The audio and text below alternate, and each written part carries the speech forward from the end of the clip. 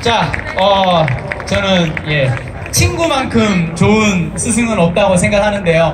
우리 이영마 기자, 저에게 많은 가르침을 주신 저의 최고의 전략가, 최고의 전략 참모, 어떻게 싸워야 하는지 항상 가르쳐줬던 바로 우리 전략 참모 이영마 기자입니다. 다시 한번 우리 이영마 기자를 큰 박수로 좀 맞아주셨으면 좋겠습니다.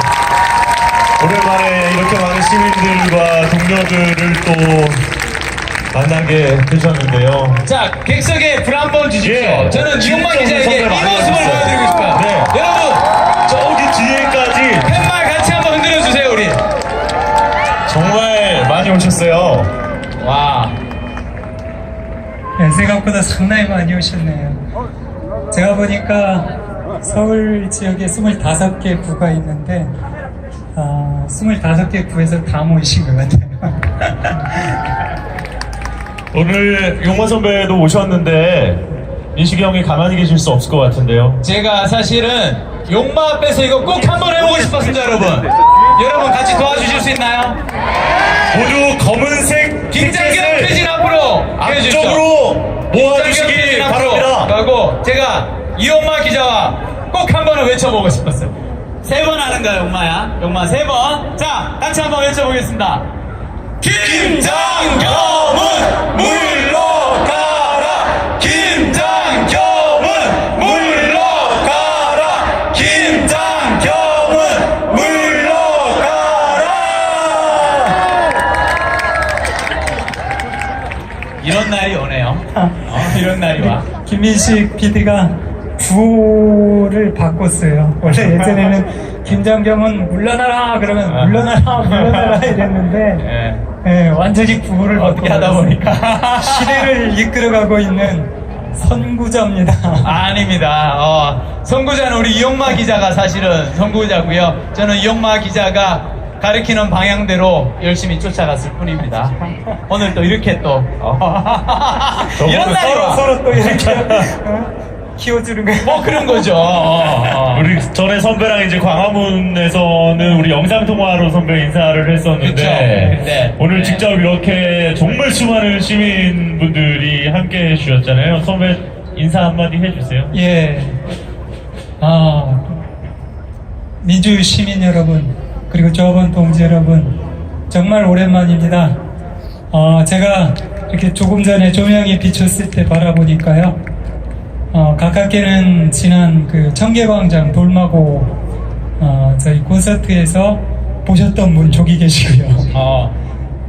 그리고 좀 멀리는, 지난 3월 광화문 촛불 집회에 나오셨던 분, 또 저쪽에 앉아 계시는 것 같아요. 저기도. 저기는 저 2013년도 국정원 대선 불법 선거운동이 밝혀졌을 때 이 서울광장에서 우리가 모였을 때 그때 나오셨던 분들도 계시는 것 같습니다. 정말 오랜만입니다.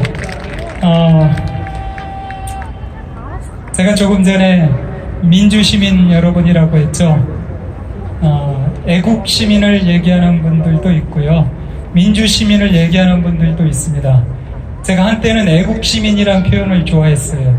왜냐하면 저는 대한민국이라는 국가를 그 어느 누구보다 사랑했기 때문이죠. 그런데 언제부턴가요, 애국시민이라는 표현보다는 민주시민이라는 표현을 더 좋아합니다. 왜냐하면 애국시민이라는 표현 속에는요, 국가주의가 사실은 숨겨져 있습니다.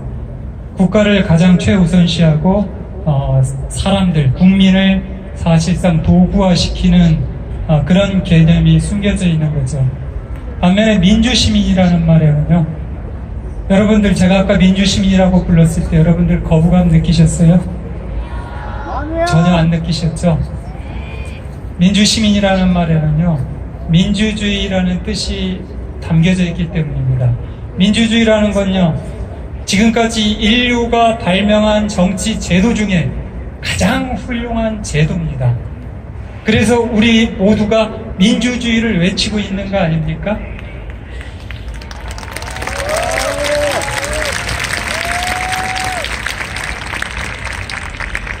그런데 민주주의는 한 사회가 혹은 국가가 나아갈 방향에 대해서 1인이 혹은 소수 몇 명이 의사결정을 하는 것이 아니라 국민 다수의 의견을 수렴을 해서 결정하는 것입니다. 그렇죠? 국민 다수의 의견을 수렴하려면 어떻게 해야 됩니까? 국민들의 의견을 광범위하게 우리가 들어야 됩니다.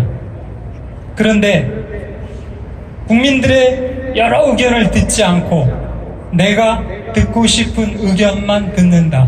혹은 나와 의견이 다른 사람들은 말을 못하게 한다라고 하면 민주주의가 제대로 돌아갈 수 있겠습니까?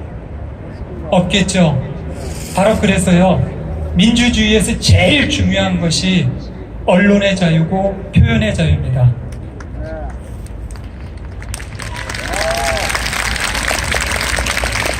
여기 우리 최승호 선배 앉아 계시네요. 영화 공범자들에서 이명박을 향해 외쳤잖아요. 언론이 말을 못하게 하면, 언론이 질문을 못하게 하면 그 나라가 망합니다라고요. 그렇죠? 언론이 살아야 됩니다. 언론이 살아야 민주주의가 살아날 수 있는 겁니다. 그런데 이걸 못하게 막는 거, 그게 바로 독재잖아요. 그렇죠? 과거 군사정부 시절은요, 사람들을 잡아다가 말 그대로 폭력으로 고문을 하고 때리고 그렇게 해서 말을 못하게 했습니다. 그런데 1987년 민주항쟁 이후에 우리나라에서는 민주주의가 많이 확산이 됐습니다. 그렇게 되니까 이제 구권위주의 세력이 다시 집권을 하더라도요, 옛날처럼 무차별적으로 사람들을 붙잡아다가 때리고 고문하고 할 수는 없습니다. 그렇게 되니까 다시 등장한 게 뭡니까? 이제는 여론을 조작하는 겁니다. 요즘 이미 많은 사실이 드러났죠? 과거 이명박 박근혜 정부 시절에 어떤 일이 벌어졌습니까? 국정원을 동원하고요, 총리실을 동원하고요, 경찰, 검찰은 가만히 있었겠습니까? 그 기간 동안에 심지어 군대까지도요, 기무사를 동원해가지고 국민들을 끊임없이 사찰하고 정부의 조금이라도 비판적인 목소리에 대해서는 전부 다 차단하고 그런 사람들을 괴롭혀왔지 않습니까? 사실상 고문만 사라졌지 과거 박정희나 전두환이 했던 것과 무슨 차이가 있습니까? 그런 똑같은 시절을, 민주주의가 파괴된 시절을, 바로 독재 시절을 지난 9년 동안 우리가 겪었습니다. 그 과정에서 MBC, KBS 공영방송들은 독재자들의 말 그대로 나팔수로 전락을 했고요, 지금 현재 기레기라는 소리를 듣고 있는 겁니다. 자, 우리 국민들이 이 사실을 모르겠습니까? 알면서도 그동안 끊임없이 인내를 했던 거죠. 하지만 더 이상 참다 못해서 드디어 지난해 촛불 항쟁에 나섰던 것이고, 박근혜 정부를 임기 4년 만에 끌어내렸습니다. 박근혜 정권이 말 그대로 국민들의 위대한 항쟁에 의해서 붕괴된 것입니다. 도둑이 쫓겨난 것입니다. 그런데 도둑이 쫓겨났으면 어떻게 해야 돼요? 도둑이 살던 곳에 가봤더니 그동안 사람들로부터 뺏어온 재물이나 물건들이 많이 있습니다. 이것들 어떻게 해야 됩니까, 여러분? 찾아와야죠. 주인 찾아서 돌려줘야죠. 그렇죠? 주인 찾아서 돌려줘야 됩니다.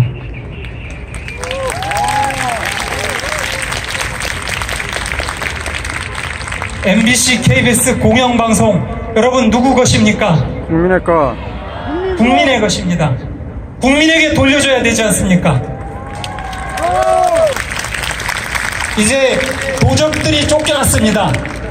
그렇다면 원래의 주인에게 모든 것들을 다 돌려줘야 되지 않습니까? 그런데 그걸 돌려주자고 하니까요, 언론 장악이라고 이야기를 해요. 저는 이 상황을 보고서 너무 기가 차더라고요. 도둑이, 쫓겨난 도둑이 감옥에 갔어요. 그래서 도둑이 가지고 있던 재물을 원래의 주인을 찾아서 돌려주려고 하니까 도둑이 손을 들고서 외칩니다. 지금 민주주의 사회인데 그 물건을 왜 당신들 멋대로 처분하려고 하느냐고 따지고 듭니다.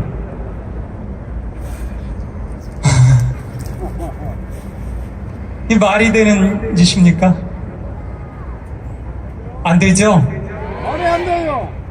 도둑들이 물러났으면 원래 물건들은 원래의 주인에게 돌려줘야 됩니다. 마찬가지입니다. 공영방송은요, 이제 국민들에게, 원래의 주인에게 돌려줘야 됩니다. 그래서 저 이 자리에서요, 분명하게 말씀드리고 싶습니다. 이우성 방통위원장님, 저는 개인적으로 만나보고 이야기를 해보고요, 굉장히 신뢰를 하고 있습니다. 그분이 살아온 지금까지 일생을 볼 때 그 어느 누구보다 굉장히 좋은 분이라고 생각을 합니다. 문재인 대통령이 가장 적합한 사람을 방송통신위원장으로 임명을 했습니다. 그렇다면 이효성 위원장님은요, 이제 자신의 권한 제대로 활용을 해서 그것을 행사해야 됩니다. 오늘 이 자리에서 이효성 위원장에게 요구합니다. MBC 박문진 이사장, 고영주, KBS 이사장 이인호, 방송통신위원회의 권한으로 당장 해임하시기 바랍니다.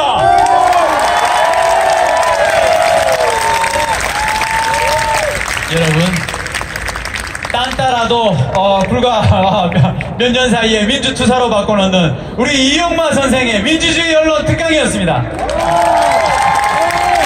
이런 멋진 친구가 있으니까 제가 어떻게 안 싸우고 배기했습니까, 여러분?